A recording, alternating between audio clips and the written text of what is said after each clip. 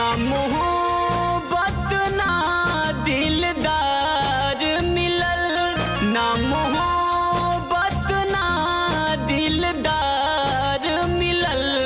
हमारा जिंदगी में बेवफायार मिलल, हमारा जिंदगी में बेवफायार मिलल।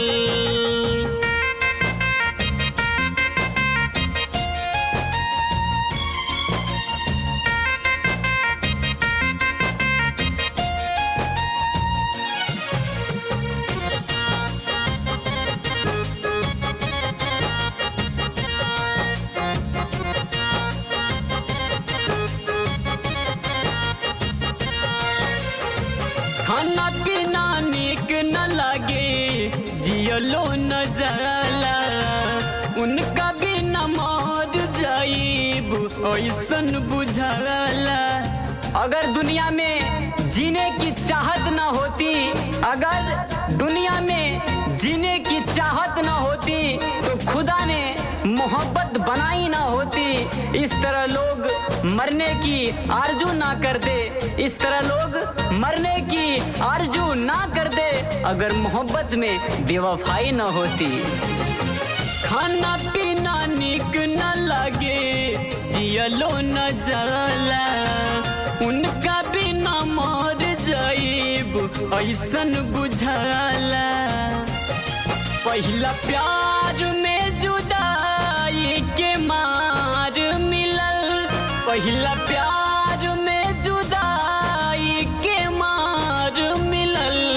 हमारा जिंदगी में बेवफायार मिलल, हमारा जिंदगी में बेवफायार मिलल।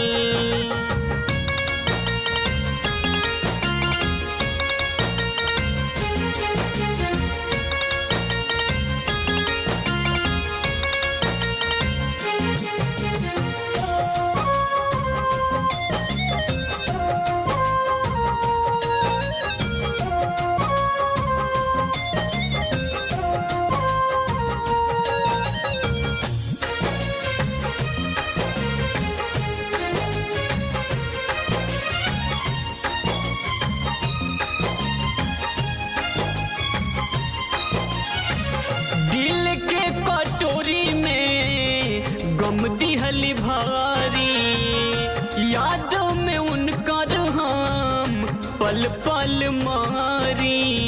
अच्छा होता जो उससे प्यार ना हुआ होता, अच्छा होता जो उससे प्यार ना हुआ होता, चैन से रहते हम जो दीदार ना हुआ होता।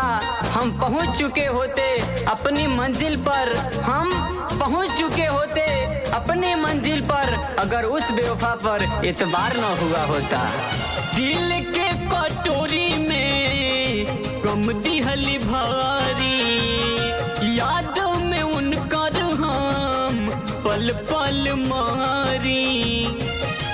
परदीप शर्मा के बहार मिलल, प्यार में धोखा संदीप के बार बार मिलल। हमारा जिंदगी में बेवफायार मिलल, हमारा जिंदगी में बेवफायार मिलल।